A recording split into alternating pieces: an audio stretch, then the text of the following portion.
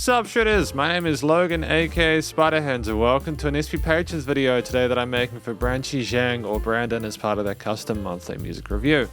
And if we switch over to here, we have ourselves a track on the screen, or rather we have the album, the best of from Joy Division. This track is going to be Atmosphere, and we're going to listen through this track from start to finish, and we're going to hear what we think.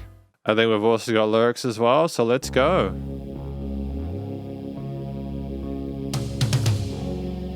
I don't think I've actually listened to Joy Division before, by the way. Like, ever. I've never listened to Joy Division, so this should be interesting.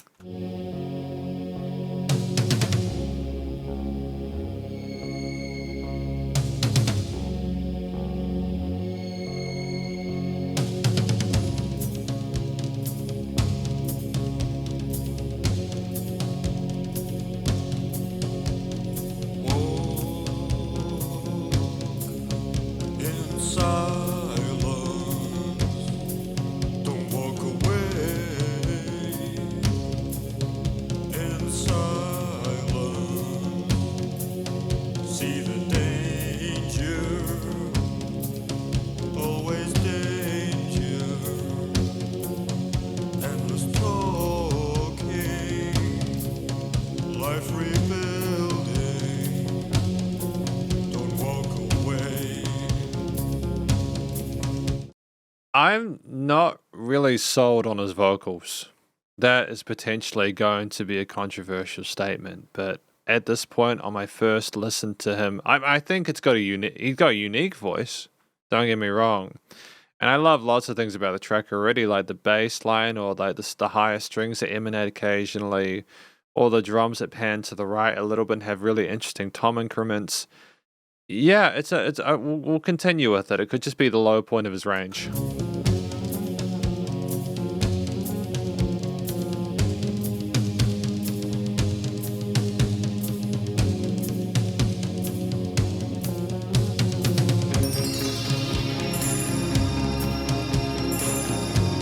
Oh, nice use of the mid to high range there with the glistening sparkles.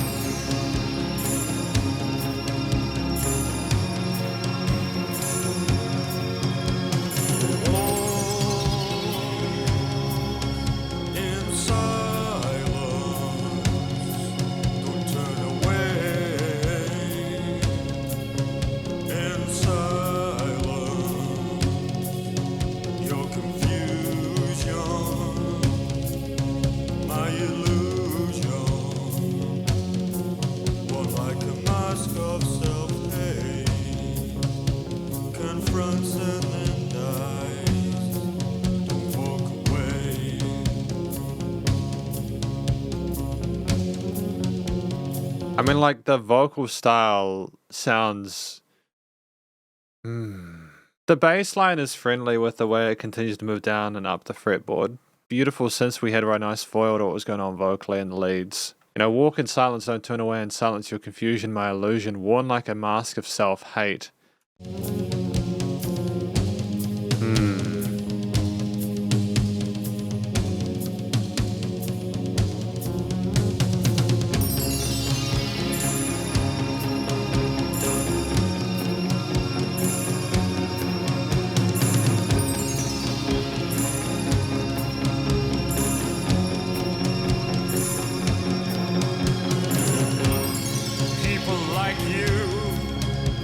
It easy, naked to see,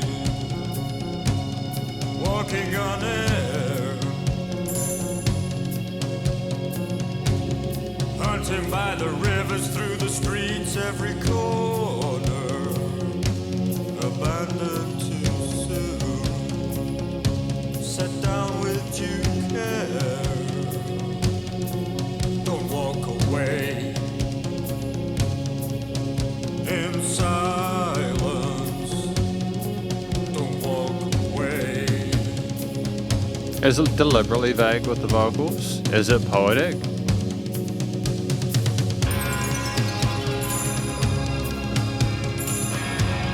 It's nice to have the guitars come and feature at this point. But the synth shimmers and the different layers we have there are the star of the show for me. What was those drum groups? Those drum groups are sick, man. They're really cool.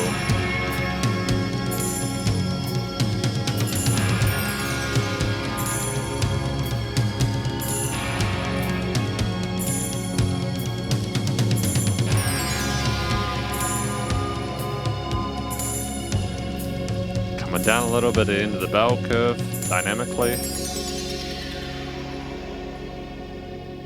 Yeah, I'm not sure about this one. I'm not really sure if I get it. I'm gonna read through the lyrics again and then we'll do the conclusion. And welcome to the conclusion of my review of this track from an act named Joy Division titled Atmosphere. Now, what do I think this track is about? I'm gonna give it a go. We're talking about like walking in silence and not don't turn away in silence, spotting danger and everything like that, and constant rebuilding, etc. Masks of self-hatred and people finding it easy, you know, like dancing on air, hunting in rivers and stuff like that. I'm wondering if he is talking about I wonder if he's talking about living. The idea that, you know, as human beings, we always spot danger. We're always having to sort of like adapt to what's around us. We maybe have found things so easy relative to other species, you know, when we were first sort of like, you know, the very early humans, like first we fished in the rivers and then we went through the streets and stuff like that, you know, as we became more sophisticated. The confusion is a way of making things normal, and it justifies the mask of self-hatred, as if to say not knowing things is a perfectly good reason for me to dislike myself, even though we take for granted a lot of what makes us really special. I'm not sure. Maybe he's commenting on someone who finds things so relatively easy, and their confusion of what to next, it makes them feel either superior, so they have that self-hatred through insecurity, or they find themselves with that mask of like being sort of like a superior, but it's actually makes them look terrible anyways, and is self-defeating. I'm not sure. It's a song that I'm going to think more about. I get the intense insinuation here that Joy Division writes some really deep lyrics, and I don't know if I got all the context from this. I tried to take it literally, but I couldn't put the pieces together. So this is definitely a track which I think people are probably going to need time to sort of wrestle with mentally and kind of just sit with. So if you're looking for a band to just vibe with the music, maybe listen to these guys. I mean, with the vocals, I wasn't initially set on the style. When he went, he was like forcing out those sounds as if he was trying to put added like emphasis on them. And I couldn't figure out whether that was being done on purpose initially, or that was just his unconscious vocal style. It's an interesting one. It does make some of those sort of notes stand out more than they might do otherwise if you just done a clean, moderate vocal run, like down the scale. But that's still fine. I still, after listening through the track, I just think that's how he sings. That is his voice. And in regards to whether or not we're a good singer, I mean, I first of all, I'm not a singer, so I can't really judge who is a great singer. I think in terms of like being able to recognize the voice is recognizable. We hit the notes clearly, even when we went down into the bottom of our range, and I think we were getting pretty low in our range at that point because some of those lower notes sounded a little bit difficult to hit, but he still did well. I'm happy with the vocal performance and how it segged up to what the lyrics meant. I'm satisfied with the way that we emoted and expressed ourselves throughout the performance. And if we also wrote the lyrics that we were singing, clearly we have a knack for poetry and we are quite mysterious with the way we write. I think that's something that a lot of people will appreciate. And maybe I'm just not the target audience for this kind of stuff. But still at the same time, the vocals seem relatively simplistic, you know, with their terminology and stuff like that. So maybe that's just me overthinking it. But yeah, beyond that, we have the track itself at 4 minutes 10. I think that's a good length of time for this. We did have, you know, we had some instrumental sections like the part at the end where there were less vocals. I think we had 3 stanzas there with where we built on the first 2 about the walking in silence part and then not turning away. And then basically, I suppose, just responding with, you find this so easy, etc., you know. But it's great to just have that through composed nature to it. I don't think we needed to make this into a contemporary ABA kind of structure. We had the theme, which had extra instruments added on as we went through, and that was enough. That was enough, you know. We had the interesting drums with the bass at the start. Then we had some strings as well occasionally. We also had some extra synth pads and other leads and such going around the sides. And then finally, as we went through, we had the guitars strum some chords in the center field as a replacement lead layer. And I think that was gorgeous. It was really well written. I'm happy with how things were developed and layered over time. It wasn't trying to rush to get your attention. We took our time with explaining the story as well as explaining the song.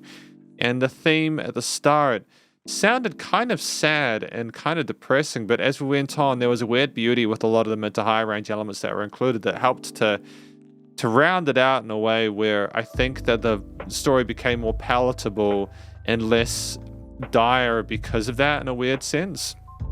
It was almost like the theme was telling me, like with a combination of the constant movement of those 16th note toms, but maybe it was the constant movement of the people going throughout their life, constantly danger and constantly rebuilding and having to sort of like cope with the many things thrown their way.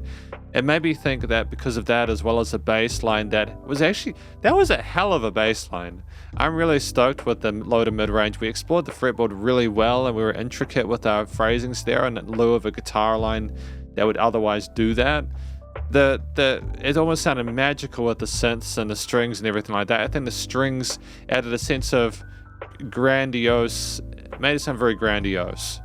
And so with those combined, like with the relative major and minor talent tones, with the lack of really severe extended or interlude elements there, or interval elements there, I think that it sounded like we were in gentle awe of what people were capable of, but at the same time, we just sounded a little bit done with it, you know?